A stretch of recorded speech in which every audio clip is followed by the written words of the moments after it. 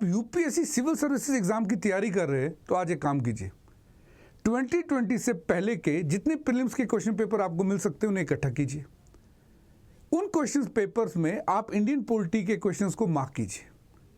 जब आप मार्क कर रहे होंगे आप एक चीज़ रियलाइज करेंगे कि वो सारे के सारे क्वेश्चन, अगर आप एक खास बुक पढ़ रहे हैं, वही बुक जो पढ़ने के लिए आपको टॉपर्स कहते हैं, 3-4 बार आपने उस बुक को रिवाइज किया हुआ है, कॉन्सेप्ट्स आपके क्लियर है, तो 80 to 90% क्वेश्चंस आप सॉल्व कर सकते हैं।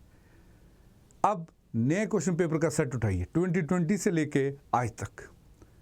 इंडियन पॉलिटी के क्वेश्चन जब आप देखेंगे तो आपको ये एहसास होगा कि सर ये क्वेश्चन तो उस बुक से निकल ही नहीं रहे। ऐसा इसलिए हो रहा है क्योंकि रिसेंटली जो क्वेश्चंस इंडियन पॉलिटी में पूछे गए हैं वो सारे के सारे कॉन्सेप्चुअल तो हैं, लेकिन सब के सब करंट अफेयर से भी लिंक्ड हैं। अगर आप मेरे से पूछेंगे कि करंट अफेयर में कहाँ से लिंक्ड हैं, तो मैक्सिमम क्वेश्चन करंट अफेयर में सुप्रीम कोर्ट की जजमेंट से लिंक है। तो काफ़ी सारे एस्पिरेंट्स बोलेंगे कि सर क्या हमें सुप्रीम कोर्ट की सारी जजमेंट्स पढ़नी है? नहीं, आपको सुप्रीम कोर्ट की वो जजमेंट्स पता होनी चाहिए, उनके कॉन्सेप्ट के बारे में पता होना चाहिए जो आपके सिलेबस के साथ लिंक्ड है। ऐसी एक जजमेंट को आज हम डिकोड करेंगे जो कहीं ना कहीं आपके सिलेबस के साथ लिंक्ड है और कहीं ना कहीं हाई प्रोबेबिलिटी है कि यहाँ से क्वेश्चन आएगा। केस ये है कि एक कपल लास्ट 26 ईयर्स से सेपरेटली रह रहा है, सुप्रीम कोर्ट में उनका डिवोर्स का केस किया। अब ये सोचिए कि अगर सुप्रीम कोर्ट इनके डिवोर्स का केस गया है तो इसका मतलब ये है कि केस में कोई ना कोई ऐसा प्रिंसिपल होगा जो सुप्रीम कोर्ट को बोला गया कि सर, ऑनरेबल सुप्रीम कोर्ट, आप इसे हमें एक्सप्लेन करके दीजिए, बिकॉज आप फाइनल इंटरप्रेटर है। ये जो कपल है, इस कपल की एक डॉटर है जो आयरलैंड में पढ़ती है। उसकी फीस वहां पढ़ने की 43 लाख है। तो ये कुछ डिटेल्स थी उस केस के बारे में जो सुप्रीम कोर्ट पहुंचा। अब यहां पर एक छोटा सा कॉन्सेप्ट है जो आपको समझना है। आर्टिकल 142 ये कहता है कि जब भी कोई केस सुप्रीम कोर्ट पहुंचता है तो उसमें सुप्रीम कोर्ट को कंप्लीट जस्टिस करना है। क्या करना है? Complete justice. अभी कंप्लीट जस्टिस क्या होता है? मतलब उस केस का डिसीजन तो देना ही देना है, उसके साथ साथ उससे जुड़े बाकी पहलुओं को भी अपनी जजमेंट में मेंशन करना है, उनके बारे में भी फैसला देना है। फॉर एग्जांपल, राम जन्मभूमि का केस था क्या? केस तो एक लैंड डिस्प्यूट था, लेकिन जब ये केस सुप्रीम कोर्ट पहुंचा तो ऑनरेबल सुप्रीम कोर्ट ने एएसआई से कहा कि आप वहां पर एक्सकवेशन करें। ये भी जजमेंट दी कि क्या जो मॉस्क होता है वो इस्लाम का एसेंशियल पार्ट है या नहीं। इतने साल केस चला, उसके बाद सुप्रीम कोर्ट ने जो जजमेंट दी राम जन्मभूमि केस की, इसी को हम लोग कहते हैं कंप्लीट जस्टिस, जो आर्टिकल 142 में दिया हुआ है। उससे पहले एक और छोटी सी इंफॉर्मेशन आपके साथ शेयर कर दूं जो आपके लिए बहुत लाभदायक हो सकती है। अगर आपको ऐसा लग रहा है कि आपकी और सिविल सर्विसेज की प्रिपरेशन में एक बड़ा हर्डल फीस है, तो आपके लिए अनअकैडमी लेके आया है UCSC Unacademy civil services championship test. ये टेस्ट 11th-12th जनवरी को है। 11 बजे ये टेस्ट होगा, उसके बाद 5 बजे शाम के भी ये टेस्ट कंडक्ट होगा, ऑनलाइन होगा, आप रजिस्ट्रेशन कर सकते हैं।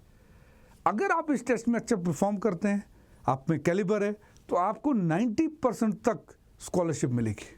उसके साथ साथ आप बाकी चीज़ें जैसे लैपटॉप्स, स्मार्टफोन्स और गिफ्ट वाउचर भी जीत सकते हैं। एक गोल्डन अपॉर्चुनिटी है इंडिया के बेस्ट एजुकेटर से पढ़ने के लिए। हमारे पास 2027 अगर आप टारगेट कर रहे हैं तो आगाज़ बैच है, 2026 आप टारगेट कर रहे हैं तो आरंभ बैच।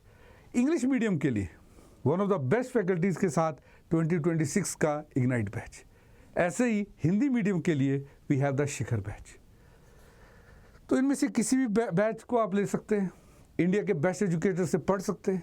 अगर आप 2025 ही टारगेट कर रहे हैं और आपको लग रहा है कि आपके करंट अफेयर्स कवर नहीं है, आप मॉक को लेकर परेशान हैं, तो प्रीलिम्स सक्सेस प्रोग्राम के लिए आप एनरोल कर सकते हैं। 14,999 का कोर्स है। आप मेरा कोड भी अप्लाई कर सकते हैं, नवी 57 NAVI 57, आपको एडिशनल डिस्काउंट मिल जाएगा। तो अब केस के बारे में चलते वापस से जानते केस में क्या हुआ। केस सुप्रीम कोर्ट में सुना जस्टिस सूर्यकांत ने, और जस्टिस उज्जवल ने। हुआ ये कि जो डॉटर आयरलैंड में पढ़ रही थी उसने फादर से फीस मांगी। फादर ने फीस के पैसे बेटी के अकाउंट में भेजे, लेकिन फादर ने ये कहा कि जो ये अमाउंट मैं आपको फीस के लिए दे रहा हूँ, ये आपकी मदर और मेरा जो डिवोर्स होगा, जो मैंने उसको एलिमनी देनी है, उसमें पैसा एडजस्ट हो जाएगा। यानी फादर का ये कहना था कि डॉटर की एजुकेशन के लिए जो वो एक्सपेंसेस उठा रहे हैं, वो बाद में मदर की एलिमनी के जो पैसा होगा उसमें एडजस्ट होगी। केस सुप्रीम कोर्ट चला गया।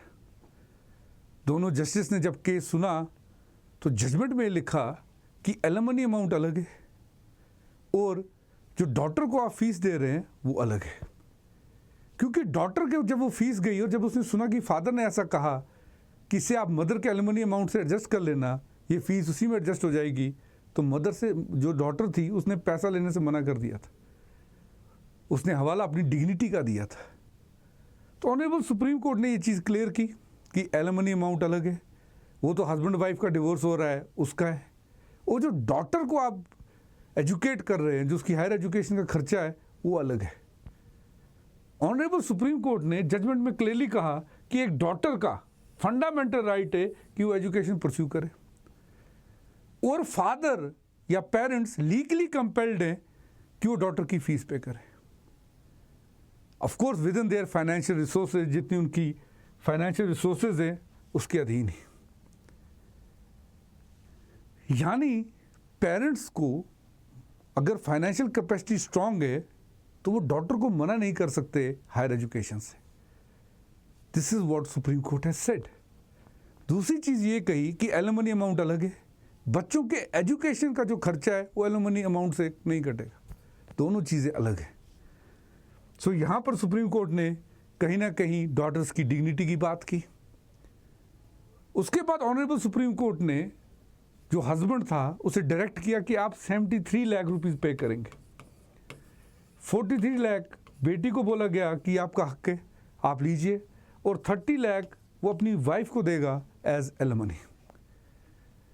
यानी इस केस में हमें यह पता चला कि it is the fundamental right of daughters to pursue higher education, and parents are legally compelled to pay for the same within their financial position.